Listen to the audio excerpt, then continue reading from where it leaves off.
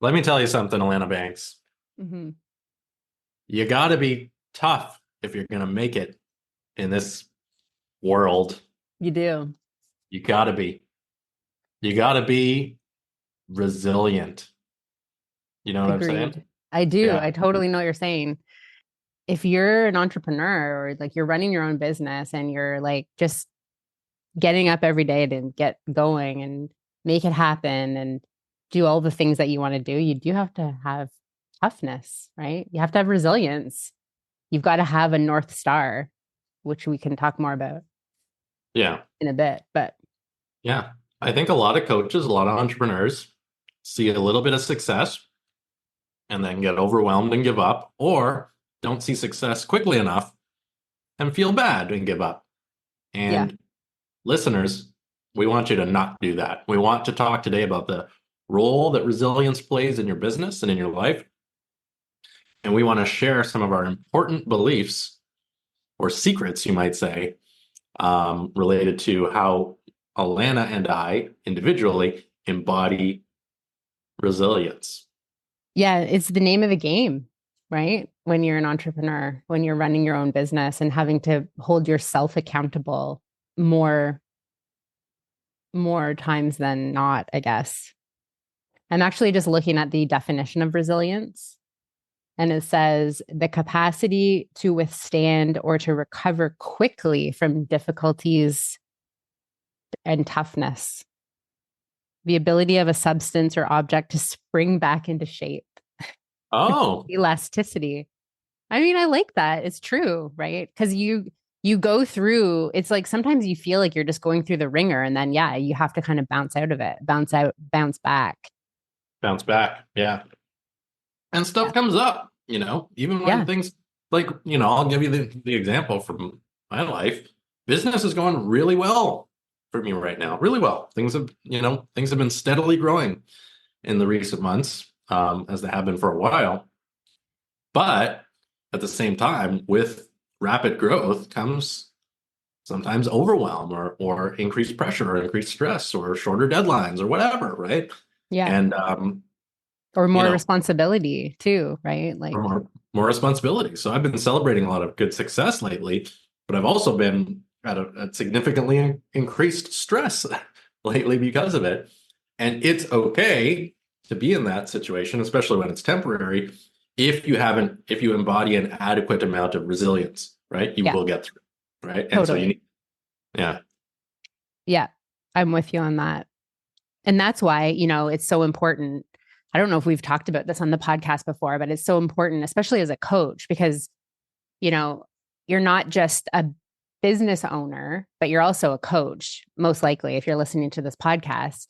And so you not only have to have like resiliency as a coach, right? When you're like working with people and giving a lot of your energy and yourself to someone, right? Like you need to be resilient in that like you're taking care of yourself because that can take a toll. But on top of it, you're also an entrepreneur. So it's just like the resiliency within just your business. So it's like a double whammy sometimes I find, right? Like if business is going really well and you're seeing a lot of clients, like you can keep up maybe with the self-care, but you've also got a business to run, and that yeah, can take its toll too if you don't have certain beliefs or systems in place in your mind to be resilient and keep going. okay.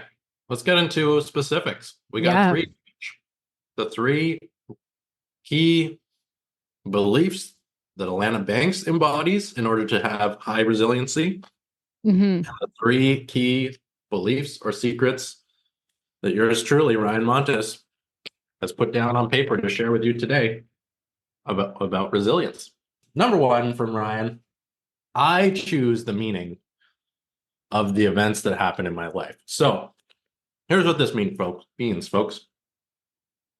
Human beings are meaning-making machines. I think I've heard Alana Banks say that specifically before, but it's an important understanding. There are events that happen in our life, okay, that we become aware of. Hmm. And then our mind attaches a meaning to that event. Whether you realize it or not, it tends to happen automatically. And often it happens outside of our conscious awareness. And taking control of what meaning your mind and your heart attaches to the events that are happening in your life is absolutely life changing.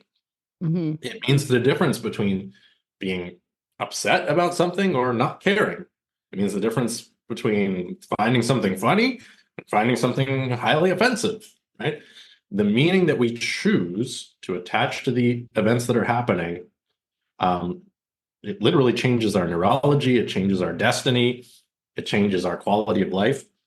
Yeah. And so, yeah. And so I always try to be very intentful, especially with the more tricky or the more difficult or the more unpleasant events that happen in life. I try to be really careful about what meaning I attach to it. If somebody's mad at me for something that's happened in business, am I going to attach the meaning that that means I'm bad at business and I should quit? Or am I going to attach the meaning that, maybe they just had some personal thing going on in their life and my product or my service wasn't compatible with them at that time? And it's okay. And I can carry on and be happy Yeah. because the rest of my clients are all thrilled with the product and service that I'm giving them, right? So Yeah. what meaning we're attaching to events, very important in taking So control. important. So important. That's the first one on my list. I mean, that's just going to give you resiliency in like your entire life, not just business, if you adopt that, right? Like, because there's so many things out there and people love to attach meaning to, people in your life will attach meaning to what you're going through as well. Right. So if you adopt this belief of like, I choose the meaning of a given event, then it's difficult for people in your life to persuade you away from whatever it is you might be doing too. You know what I mean? Yeah. Because that's it. That's a really easy road to go down, especially when people close to you who care about you a lot are, sharing their meanings of things that are going on for you. But you're Yeah. like, I got my own meaning. I'm good. That's yours.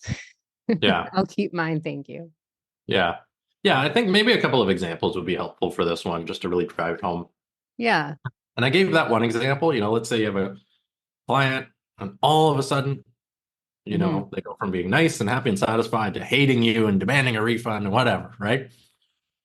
You could assume that means you suck and you've done something horrible, or Yeah. you could assume that means, well, something's gone on in their life potentially, and it's not about me necessarily, right? Yeah. You know, which meaning that we're going to attach to the event. And again, you may want to seek evidence to support one or the other or disprove one or the other. But if we just like always assume the worst meaning out of every event, well, we're not going to stick around in business too long, probably. Yeah. It's true. Cool. Yeah. Or if like you don't have any, this is actually going to take me into my point. But like if you make it, like if you don't have any clients this month, right? And you make it mean that you're a failure and like you shouldn't be a coach anymore or something like that, then that's not true, is it? Right? Like how there are other things that you could be doing. It could just mean you haven't been putting yourself out there as much. It could mean so many different things, but it doesn't necessarily mean that you're, a bad coach and shouldn't be in business anymore. Which kind of leads nicely into one belief that I have. I feel like this is kind of similar to yours, but it's just that I am not my results. So I don't attach meaning about my self-worth to what might be going on in my business. So like if a client is mad at me or I mess something up or I'm not hitting my targets or people aren't liking my content, I don't make it mean that I'm worthless and undervalued and like I shouldn't be in this business. Right? I just recognize that it's maybe some external factor. It has something to do with them. It has something else to do, but it's not about me. And this is a tricky one, right? To get behind. And this took me a while to really think clearly on because I remember feeling like when I had my fabric store, it was so easy to just sell my fabric. And when people weren't buying it, I just was like, oh, they just don't like that design or that color or whatever. Right. I never attached meaning about myself. But then as soon as I got, and I know that this is true for some other people, because I've had some conversations with other coaches this week on this topic. When you go into business for yourself and you're selling you, right? Like you are the brand and like people are buying your service as a coach. It's easy to go down the road of attaching meaning and attaching like your results meaning something about you and your worth because you're the product, right? So this mindset or this, empowering belief is crucial to adopt. Yeah. When you're a coach, when you're selling your own service, because once you adopt this, you will have resilience. Yeah. Yeah.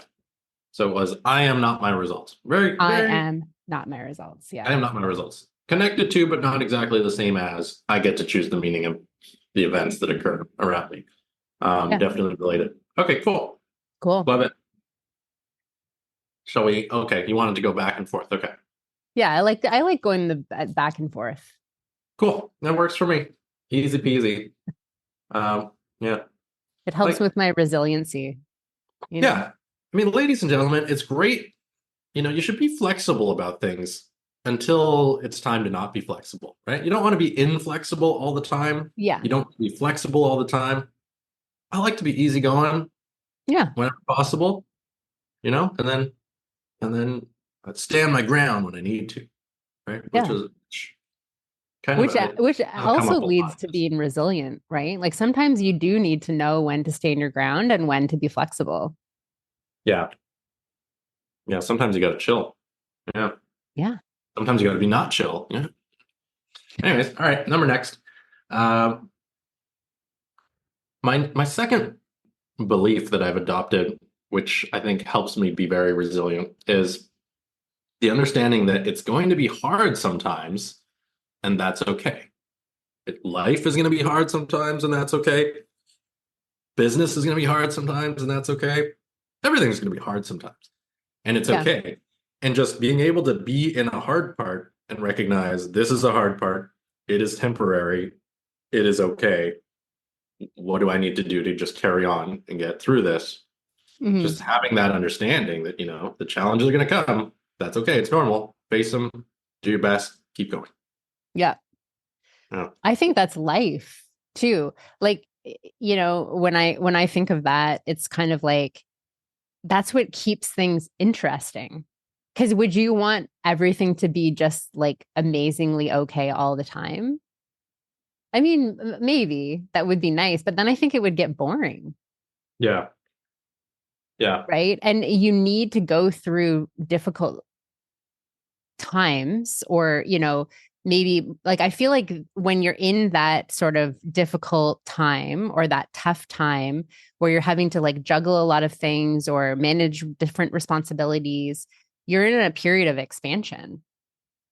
Right. Mm-hmm. And it's like a recalibration. And so like you're in this like expansion, when you have this mindset of I'm just going through something difficult right now and I'm going to be okay, because you're going to figure it out. And then this is going to become your new normal.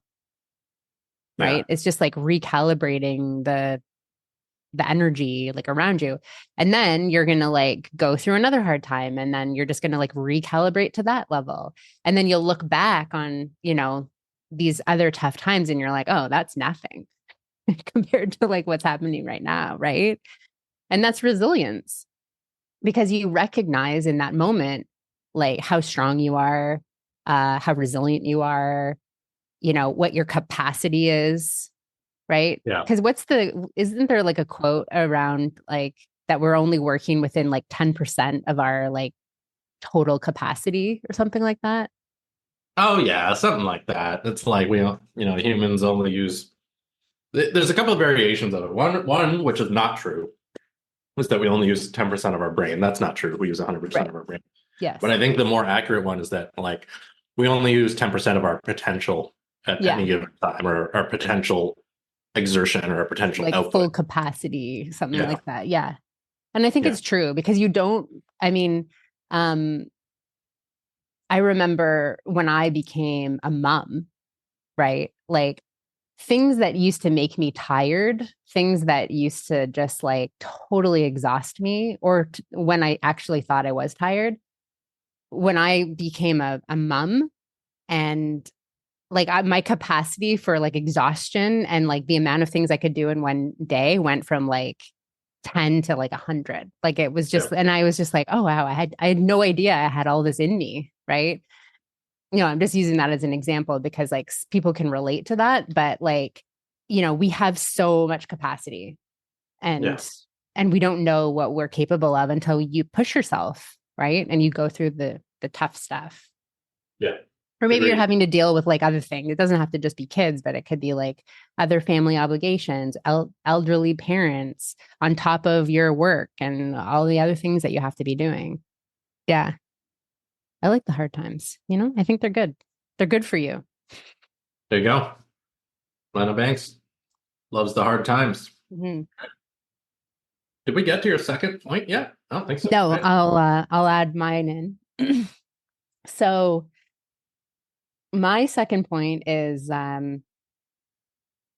knows our protection. So what I mean by that in terms of resiliency is sometimes you're going to fail. Sometimes you're going to like want something and you don't get it. Sometimes you're going to want to, I don't know, have a specific client and it doesn't work out. And I always look at these setbacks or these no's or these failures as the universe protecting me. And I know that kind of sounds a little bit like out there, but I do really believe that there is a plan for you. And that's not to say that you can just like let everything go to, the universe and let it's just going to work out. Like you have to take the action steps to get to these places. But, if you look back and connect the dots and you see the things that didn't work out or that failed or, you weren't able to do in that moment, you'll see that it was a stepping stone to something that was actually in favor of your best interest. Yeah. And sometimes you don't see that in the moment, but in hindsight, you're like, okay, that's why that didn't work out because it opened up space for me to do this thing, which led to that thing. Right. So adopting this belief that, I mean, it's similar to like there's no failure, there's only feedback or something like that. It's like similar to that in terms of just like, don't look at it as a no or a fail or you did something wrong. Look at it as like expansion. It's leading you to something better. Yeah. And it probably I wasn't really, going to work out anyway. yeah. I really like that actually. I might try to work that into my belief structure a little more. This like, it's for the greater good, right? Yeah. We don't something doesn't work out the way we planned. It's like, I mean, there's a lot of different variations on this belief, This is also like a very like a religious belief too. It's like, well, when something doesn't go the Yeah. way we hoped, you might hear a very religious person say, well, that's God's plan, right? Which I Mm, think is really similar. It's another way of saying it's okay. Let's just assume this was for the best, right? hmm Or as you say it, knows our protection, or there's so many different like nice ways to term it. Um, Totally. but yeah, why not just, again, we can attach the meaning that we want. Something we didn't get the result we were hoping for or expecting, rather than attaching the meaning, this is a reason to be sad or upset. Let's attach the meaning, I'm going to assume that this is not happening. And because this is not happening, that means something even better is going to happen, Yeah. right? Let's operate on that assumption. Yeah. Yeah. That one's been extremely helpful for me because I having this belief has also allowed me to almost never feel let down, Yeah. like, and I shouldn't say that I don't ever. I mean, obviously, like I get disappointed. I'm human, but it's an easier turnaround for me. So Yeah. like I'll be disappointed and then I'll be like, well, it wasn't meant to be. It's not part of the plan. And this is going to lead me to something else. Yeah. That is part of the plan. And the Yeah. other thing too that I would attach to this is that, a fail, a no, something not working out doesn't have to be a forever either. It can just be a not right now Yeah. Yeah. too. That's another kind of like belief, like that's a, a sidebar to this one. It would just be a not right now. Yeah. Yeah. I like that too. That's another good, like Yeah. quick on the fly reframe. Hmm. Yeah. Yeah. And then it Cool. allows you to be resilient and just keep moving because you're just like, Yeah. you don't need to dwell in the disappointment of it. Like, just keep going. It's fine. Yeah. Yeah. Even with like a setback, like if you feel Yeah. like you're almost at something and then there's a step back or a setback, that's a good reframe right there. It's like, okay, this is just a setback and Yeah. I'll carry on and I'll get there, right? Like, Yeah. Maybe there was a few more lessons I need to learn. You know what I mean? Like, yeah, that's what I think of too. When there's a setback, it's just like I wasn't quite ready yet, or yeah, I need to learn one more thing or have one yeah, more experience or whatever it is. yeah, yeah. All right, let's get into these last couple. Mhm. Here's my last one. And my last one is negative emotions are suggestions, not commands. Mm. And they're temporary. And so, again, this is one that's been in my mind recently because there's a lot going on. Like I said, in my business lately, I'm under a little bit of pressure, onboarding a lot of new clients and introducing a new program. And so attached to that is discomfort and stress. And for me, obviously discomfort and the physical symptoms of stress are unpleasant, right? Or what you might term negative, even though they're not really negative. Um, but for me, working through this is being able to work through this is about having the understanding that just because I feel discomfort or just because I feel a so-called negative emotion, that doesn't necessarily mean that I'm on the right path. I'm doing the wrong thing. I need to stop what I'm doing. I need to retreat or withdraw, right? Your negative emotions, as Tad James used to say about anxiety, are telling you to pay attention Mm. to what's going on, to what you are doing, to what needs to be paid attention to, right? Yeah. And they're strong suggestions, but they're not commands, right? Fear is not a command to run away. It's a suggestion to pay attention and make a decision about what you should really do next, right? Yeah. And so I think that understanding about these negative emotions, and we're emotion-driven beings, human beings, whether you want to admit it or not, everybody, you are. Hmm. But having this understanding, in many cases, will be one of the things that will help you get through the challenging times, in my experience and my opinion. Yeah. I love that too. And I've definitely adopted that. Also, when it comes to pain, when you said like it's time to pay attention when you have a negative emotion, if you have chronic pain as well, that Yeah. stands for pay attention inside now, right? Oh, Because um sometimes if you don't pay attention to the negative emotions, then what happens is like they start to manifest in your body.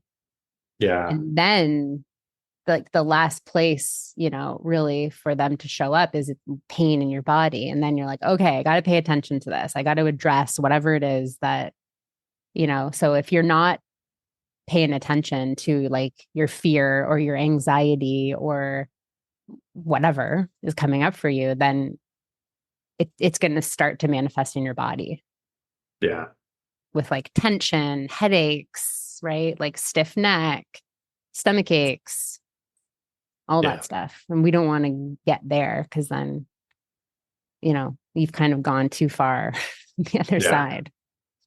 yeah. So if you Um, can pay attention to those negative emotions, right, then that's going to give you the resiliency to keep going because it's like, this is a command to your mind or to yourself that it's like, oh, okay, I got to pay attention to this feeling that's coming up for me. yeah, yeah. Agreed. There you go. I think we got that one Yeah, we got pretty that. much covered. Alana Banks, why don't you take it home with this last Yeah. thing? So this last one, I mean, I don't know if this is just like a thing that I do or what, but I just decided that I'm an entrepreneur. And that's the belief that I adopted. I think it's really important. I think self-image work is really important. And if you're going to take on the persona of an entrepreneur, you have to decide that that's what you are and there's no turning back. Like sort of like your mission mindset. It's just like, I'm on a mission. I decided this is what I'm doing and I'm doing it. And Yeah. that's the type of person that I am. That's served me very well and given me a lot of resilience in my business. Because I mean, I'm at 10 years as an entrepreneur at this point. So it's just like, I'm not going back. And I remember having this conversation actually with my 10-year-old son. He's only known me to be an entrepreneur. And I was having a moment, I feel like last spring, and he was like, Mom, you're not the type of person that would have a job. You're not that type of person. And hearing that from him, I was just like, okay, yeah, you're right. Yeah. You're right. Yeah. Like my persona to him is entrepreneur, like working for myself. Yeah. So, and that is my persona. That's the self-image that I've adopted. So, I mean, easier said than done, I think. And I was saying this before we recorded, like, it's easy for me to say I'm just an entrepreneur and that's what I've decided. But having that as part of your neurology is pretty strong. It's a pretty strong belief. And then to go against that, it's almost like you're giving up on yourself. Yeah. Yeah. Don't do That's it. that. That's how I would feel at this point if I was just like, oh, I'm going to pack it in. No, I'm not going to give up on me, my self-image that I've created. And I mean, I'm not going to lie, it's been fueled by a little bit of, fire in my belly around just like past experiences in the corporate world. And it just didn't really work out for me in that realm. Yeah. So, there's part of me that really wants to prove that I can do this. Yeah. And I think that, a lot of entrepreneurs probably have that similar fire. Yeah. You know what I mean? Yeah, I do know what you mean.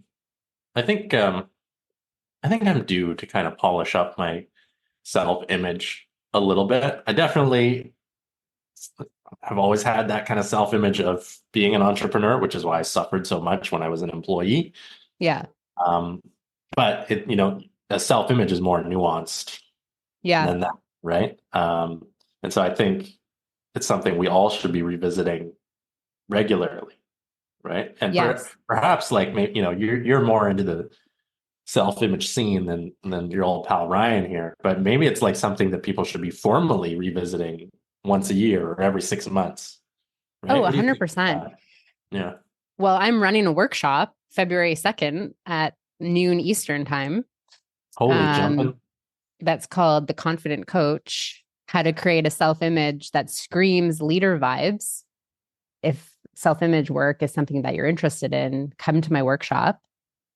But because I knew we were going to be talking about these beliefs today, I just for fun, like opened up an old journal that I had Yeah. and it's February 15th. So it would have been last year, February 15th. And like I've got a journal where I write my self-image. And I was reading through some of these I am statements and I'm doing it. Like it's all happening, Cool. and like this was my own visualization. This is what I was creating. So you can also create an image of resiliency, I think is, I agree. important to mention, like, especially in this resiliency episode. You can, just like we were talking about leader vibes last week, you can cultivate a like leadership personality, but you can also cultivate a leadership personality that is very resilient. Yeah. Yeah. So Yeah. You certainly can and should. 100%. Yeah. Yeah. Yeah. Yeah. I'm busy on that on February 2nd at 2 p.m. So the 2nd to the 4th, I'm running a 3-day Oh, American Board right. of Hypnotherapy certification. So everybody, You got two choices on February 2nd. You can go to Atlanta Banks's self-image leader vibes workshop, or you can come to the first day of my 3-day hypno certification. Like I said, it's an American Board of Hypnotherapy certification. Just make sure you don't do neither. Make sure you come to one or the other. Yeah, you got to do one or the other. I mean, mine will be recorded. It's just a 2-hour workshop, 12 till 2. Yeah. So. Oh, you know what? Oh, I thought you said it started at 2 p.m. It starts at noon. That's right. Yeah, because Yeah. my training, I think, starts at 1:30. So, Oh, yeah, potentially a person could do both. If somebody tells me that they're going to your workshop and they need to be 30 minutes late for my class because they want to do both, I'll give them permission to be 30 you'll give minutes them a late. pass. Yeah, I will. I will. Yeah. Yeah. Although it might be something to do after the training, but I expect I'll run the workshop again. But you know, if you are available, definitely, I highly recommend working on your self-image. Did you mention the investment for the workshop? Oh, $197. 190 Canadian or US? US USD. dollars. Yeah. Yeah, that makes sense. Cool. Yeah. Yeah. Cool. Well worth it. Well worth it. Yes. Well worth it. Okay, cool. So yeah, I guess that's it for today. Yeah, that's it. Yeah, Stay resilient. I still have a couple of spots in that hypno training if anybody hears this in time. And yeah, they could potentially hear this on Monday. So they'd still They'll have hear it Monday. Yeah. days to enroll. So as of recording time, I still have a couple of spots in that training if anyone wants to hop in. And any of you past graduates of my 3-day hypnosis training, if you're listening, remember you're allowed to come back and redo the training as a refresher at no cost, right? If you've previously graduated from my hypno training. So come on back if you want to hang out. Yeah. I'm a grad, right? Yeah. Atlanta Banks. If you like Atlanta Banks, take the training. Cool. Okay. Awesome. All right. Thank you. Bye, everyone. Bye.